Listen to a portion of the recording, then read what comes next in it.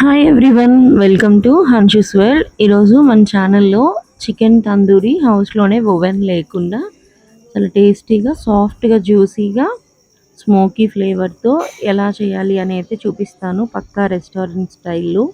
మీరు కూడా ఒకసారి వీడియో మొత్తం ఎక్కడ స్కిప్ చేయకుండా చూడండి, చూసి మీరు ట్రై చేయండి. ఇప్పుడు ప్రాసెస్లోకి వెళ్ళిపోదామా. ముందుగా ఒక పెద్ద ప్లేట్ కానీ బౌల్ కానీ తీసుకొని దాంట్లోకి చికెన్కి తగినంత సాల్ట్, కారం మీ స్పైస్‌కి తగినట్టయితే యాడ్ చేసేసుకోండి. ఎటువంటి ఫుడ్ కలర్ యాడ్ చేయట్లేదు. కొంచెం పసుపు.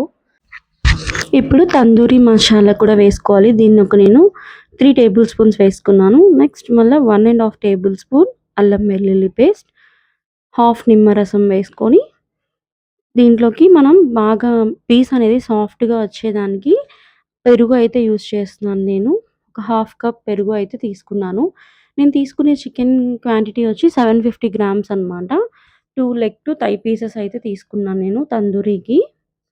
సో, ఇది మనకి పేస్ట్ కొంచెం లూజ్‌గా రావాలి అంటే ఆ పేస్ట్‌లోకి మనం కొంచెం ఆయిల్ కూడా మిక్స్ చేసుకోవాలి. ఆ పేస్ట్ అంతా కూడా బాగా బీట్ చేసుకుంటే కొంచెం బాగా లూజ్ అయిపోతది. ఇప్పుడు నేను చూపించాను కదా, థై పీసెస్ అయితే ఇలా తీసుకున్నాను నేను.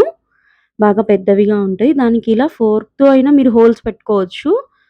కాకపోతే నేను అక్కడే ఇట్లా కట్ చేయించుకొని వచ్చేసాననమాట. ఫ్రంట్ సైడ్, బ్యాక్ సైడ్ అయితే ఇలా కట్ చేసుకోకుండా ఫోర్క్‌తో గుచ్చుకోండి. మనం ఇలా కట్ చేయడం వల్ల కానీ ఫోర్క్‌తో హోల్స్ పెట్టడం వల్ల ఏమవుతుందంటే ఆవిరనేది లోపలికెళ్ళి ముక్క అనేది బాగా ఉడుకుతుందనమాట.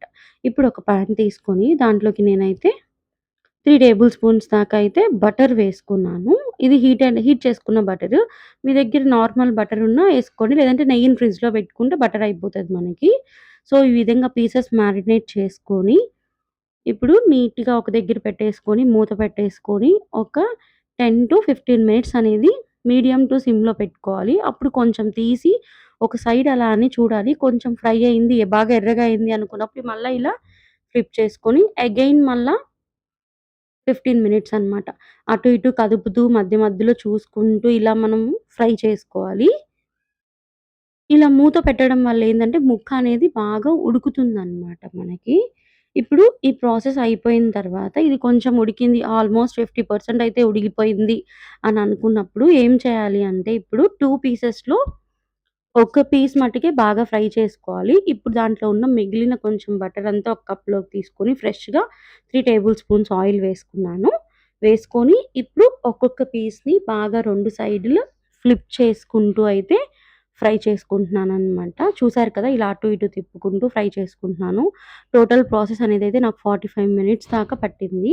ఇప్పుడు స్మోకీ ఫ్లేవర్ కోసం మన దగ్గర బొగ్గు లేకపోతే ఇలా గ్యాస్ పొయ్యి మీద ఇలా ఇది ఉంటది కదా, పుల్కా కాల్చేది కానీ ఇట్లా మెష్ లాంటిది, దాని మీద అయితే తందూరి పెట్టుకొని అన్ని వైపులా కూడా నీట్‌గా leg side, front side, back side మొత్తం నీట్‌గా ఇలా హై ఫ్లేమ్ మీద కాల్చుకుంటే ఆ స్మోకీ ఫ్లేవరు ప్లస్ ఇంకా కొంచెం ఉడుకుతుందనమాట ఏదన్నా ఉంటే. ఆ బటర్ అనేది హీట్‌కి బాగా కొంచెం మెల్ట్ అవుతుంది. అదేం ప్రాబ్లమ్ లేదు.